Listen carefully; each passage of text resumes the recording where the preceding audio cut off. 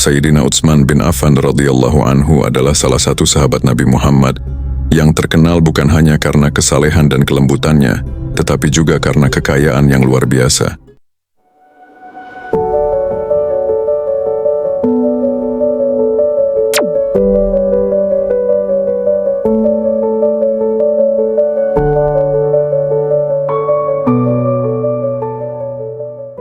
Beliau berasal dari keluarga bangsawan Bani Umayyah yang dikenal sebagai golongan terpandang di Makkah. Sejak muda, Utsman sudah menekuni perdagangan, menempuh perjalanan dagang ke Syam, Yaman, dan berbagai wilayah lain. Kejujuran, kesopanan, dan keterampilannya dalam membaca peluang membuat usahanya berkembang pesat. Ia berdagang kain-kain mewah, rempah-rempah, dan barang-barang berharga yang dibutuhkan para bangsawan Quraisy. Dalam waktu singkat, modalnya bertambah berlipat ganda, hingga ia menjadi salah satu saudagar paling sukses pada zamannya. Kekayaan itu tidak hanya datang dari hasil dagang langsung. Utsman juga menginvestasikan hartanya dalam bentuk tanah, rumah, dan kafilah dagang yang terus beroperasi sepanjang tahun. Ia dikenal mampu mengelola aset dengan bijak, tidak boros namun juga tidak pelit. Sebelum masuk Islam, ia sudah menjadi orang terpandang dan disegani. Tetapi setelah memeluk agama yang dibawa Rasulullah, arah kekayaannya berubah. Ia mulai memanfaatkan hartanya bukan sekadar untuk keuntungan pribadi, melainkan untuk kemaslahatan umat.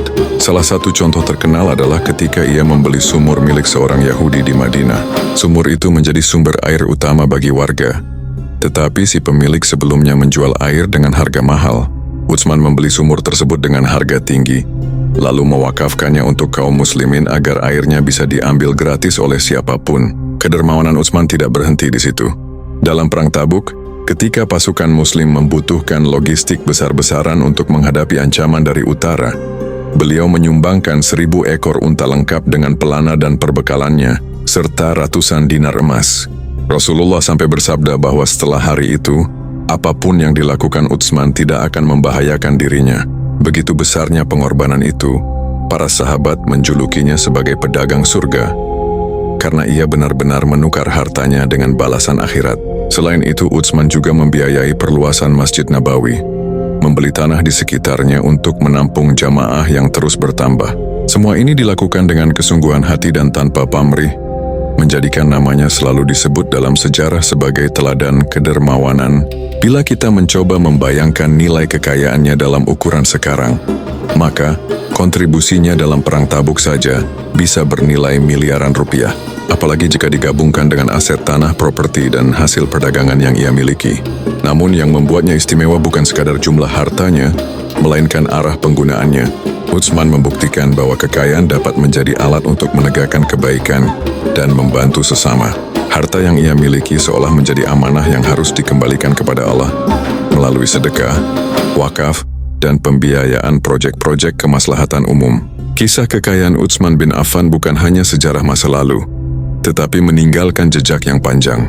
Aset-aset wakaf yang ia dirikan, seperti sumur yang kini dikenal sebagai Sumur Utsman di Madinah, masih ada hingga hari ini. Sumur itu tetap menghasilkan air, dan lahan di sekitarnya terus ditanami kurma. Hasil penjualan kurma digunakan untuk membiayai berbagai kegiatan amal, dan sebagian diinvestasikan dalam properti yang dikelola oleh pemerintah Saudi. Bahkan, ada rekening bank atas nama Sumur Utsman yang masih aktif hingga sekarang, digunakan untuk menampung keuntungan dari aset-aset wakaf tersebut. Rekening ini menjadi bukti bahwa warisan kekayaan beliau, dalam bentuk amal jariah, terus hidup lebih dari 1000 tahun setelah wafatnya. Sumber daya yang dihasilkan dari wakaf itu menunjukkan betapa visionernya Utsman bin Affan. Ia tidak hanya memikirkan kebutuhan pada zamannya, tetapi juga generasi-generasi setelahnya. Dengan satu pembelian sumur, ia membuka jalan bagi manfaat yang terus mengalir, bahkan hingga era modern ini.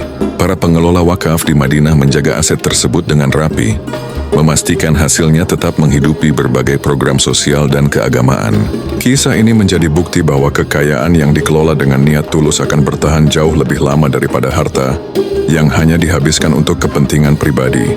Setelah wafatnya Sayyidina Utsman bin Affan radhiyallahu anhu, Harta pribadi yang dimilikinya dibagikan kepada ahli waris sesuai hukum waris Islam, sedangkan aset-aset wakaf yang telah ia tetapkan tetap utuh dan tidak boleh dibagi-bagi. Prinsip wakaf ini membuat sebagian kekayaannya masih bermanfaat lebih dari 1000 tahun setelah beliau wafat. Aset wakaf yang paling terkenal adalah sumur Utsman di Madinah. Sumur itu pada masa hidupnya dibeli dari seorang Yahudi yang menjual airnya dengan harga tinggi. Setelah dibeli oleh Utsman, sumur tersebut diwakafkan untuk umat Islam agar bisa dimanfaatkan tanpa biaya. Di sekeliling sumur kemudian ditanami pohon-pohon kurma yang kini dikelola secara profesional oleh lembaga wakaf resmi di Arab Saudi, menghasilkan panen yang melimpah setiap tahun. Sebagian hasil panen diberikan secara gratis untuk masyarakat dan jamaah Masjid Nabawi, sedangkan sisanya dijual di pasar dan keuntungan penjualannya dimasukkan ke rekening wakaf khusus.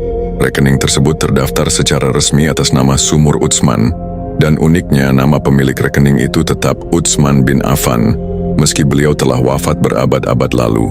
Dana dalam rekening tersebut terus bertambah dari hasil penjualan kurma dan berbagai investasi produktif yang dilakukan oleh pengelola wakaf. Salah satu investasi terbesar adalah pembangunan sebuah hotel bertingkat di Madinah, yang lokasinya strategis di dekat Masjid Nabawi.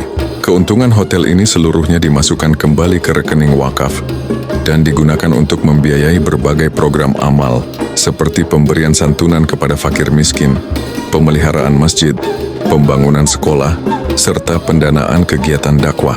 Inilah bentuk keberlanjutan harta yang dikelola sesuai syariat. Bukan hanya tetap bertahan, tetapi juga terus berkembang seiring berjalannya waktu. Di luar sumur dan kebun kurma, nama Utsman bin Affan juga terikat dengan sejumlah tanah, rumah, dan infrastruktur sosial yang ia wakafkan pada masa hidupnya. Beberapa tanah tersebut kini telah berubah fungsi menjadi fasilitas umum. Namun hakikat wakafnya tidak hilang, karena manfaatnya tetap untuk kepentingan masyarakat. Lembaga wakaf di Madinah melakukan pendataan rutin, memastikan setiap bagian aset tersebut terjaga dan digunakan sesuai tujuan semula. Peninggalan ini tidak hanya memperkuat perekonomian lokal, tetapi juga menjadi sumber inspirasi bagi pengelolaan wakaf di seluruh dunia Islam. Keturunan langsung Utsman bin Affan masih ada hingga kini, tersebar di berbagai wilayah seperti Arab Saudi, Yaman, Suriah, Turki, hingga Afrika Utara. Namun mereka tidak memiliki hak atas aset wakaf yang telah ditetapkan oleh leluhur mereka. Mereka hanya mewarisi harta pribadi yang mungkin masih tersisa di generasi awal setelah wafatnya Utsman, serta nama besar yang membawa kehormatan di tengah masyarakat. Beberapa di antara keturunan ini dikenal aktif dalam kegiatan dakwah, pendidikan Islam, atau mengelola lembaga amal di wilayah masing-masing. Meski tidak semua hidup dalam kekayaan materi, mereka tetap dihormati karena garis keturunan dan teladan moral yang diwariskan kepada mereka.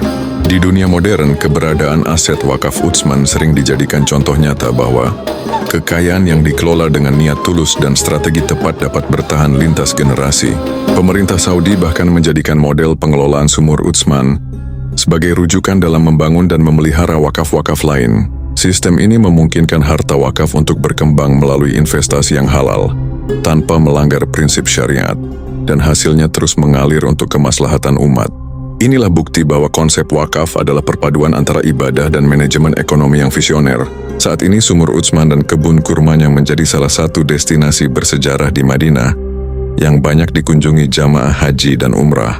Mereka datang bukan hanya untuk melihat peninggalan fisik, tetapi juga untuk meresapi pesan spiritual yang terkandung di dalamnya, bahwa harta yang bermanfaat adalah harta yang terus mengalir pahalanya meski pemiliknya telah tiada. Kisah ini menyadarkan banyak orang bahwa kekayaan sejati bukan diukur dari banyaknya harta yang dimiliki, melainkan dari seberapa besar harta itu memberi manfaat kepada orang lain dan mendekatkan kita kepada Allah. Di era globalisasi seperti sekarang, nama Sayyidina Utsman bin Affan radhiyallahu anhu masih bergema di berbagai forum ekonomi syariah, seminar sejarah Islam, dan kajian manajemen wakaf. Para cendekiawan menjadikannya teladan bagaimana seorang muslim mampu menjadi pedagang yang sukses, dermawan yang tulus, dan pemimpin yang bijak. Kisah tentang sumur Utsman, kebun kurma, serta pengelolaan aset wakafnya yang bertahan lebih dari 1000 tahun menjadi bukti bahwa kekayaan yang dikelola dengan iman dan visi jauh lebih kuat daripada harta yang hanya disimpan untuk kesenangan pribadi. Banyak negara dan lembaga filantropi modern mencoba meniru model pengelolaan ini untuk menciptakan sumber dana berkelanjutan bagi masyarakat. Para pengelola wakaf di Madinah menjaga aset peninggalan Utsman dengan penuh dedikasi. Kebun kurma yang mengelilingi sumur dikelola menggunakan teknologi irigasi modern, pemupukan organik, dan sistem panen terjadwal agar hasilnya selalu optimal. Sebagian buah dibagikan gratis kepada masyarakat, sementara sisanya dijual dan keuntungannya masuk ke rekening wakaf yang secara resmi masih tercatat atas nama Utsman bin Affan. Uniknya, rekening ini tidak pernah tidur. Dari tahun ke tahun, saldo bertambah karena dana dikelola dalam bentuk investasi yang halal, termasuk kepemilikan hotel besar di dekat Masjid Nabawi. Keuntungan hotel digunakan untuk membiayai program-program sosial, pendidikan, dan keagamaan, memastikan pahala amal jariah Utsman terus mengalir tanpa putus. Kisah kekayaan Utsman tidak hanya menjadi inspirasi dalam pengelolaan wakaf, tetapi juga dalam pendidikan karakter generasi muda. Buku-buku sejarah Islam di berbagai sekolah memuat bab khusus tentang keteladanan beliau. Para guru menjelaskan kepada murid bahwa menjadi kaya bukanlah aib, bahkan bisa menjadi kekuatan besar jika digunakan untuk menolong sesama. Dari Utsman mereka belajar tentang pentingnya kejujuran dalam berdagang, kehati-hatian dalam mengelola aset, serta keberanian untuk mengorbankan harta demi kebaikan bersama. Banyak anak muda terinspirasi untuk berwirausaha dengan prinsip seperti yang dipegang Utsman. Berorientasi pada keberkahan, bukan sekadar keuntungan materi. Di tengah dunia modern yang serba cepat, nilai-nilai ini menjadi semakin penting. Banyak orang terjebak dalam gaya hidup konsumtif dan lupa bahwa harta hanyalah titipan. Utsman mengajarkan bahwa pemilik sejati segala sesuatu adalah Allah, dan manusia hanyalah pengelola sementara. Kesadaran ini membuatnya tidak pernah ragu mengeluarkan jumlah besar untuk sedekah, wakaf, dan pembiayaan dakwah. Baginya setiap dinar yang dikeluarkan di jalan Allah adalah investasi yang akan kembali dalam bentuk pahala yang abadi di akhirat. Prinsip ini selaras dengan ajaran Islam bahwa harta tidak akan berkurang karena sedekah, melainkan bertambah keberkahannya. Keturunan Utsman yang masih ada hingga kini mungkin tidak mewarisi seluruh kekayaan materi leluhur mereka, namun mereka membawa warisan moral dan spiritual yang tak ternilai. Sebagian di antara mereka berkiprah di bidang pendidikan, dakwah, dan kemanusiaan di berbagai negara. Kehadiran mereka menjadi pengingat bahwa garis keturunan bukan sekadar kebanggaan, tetapi amanah untuk menjaga nama baik dan meneruskan teladan. Dalam banyak kesempatan, nama mereka diundang untuk menjadi pembicara atau tamu kehormatan dalam acara-acara yang membahas sejarah Islam dan kepemimpinan. Masyarakat memandang mereka sebagai simbol kesinambungan nilai yang diwariskan sejak 14 abad lalu.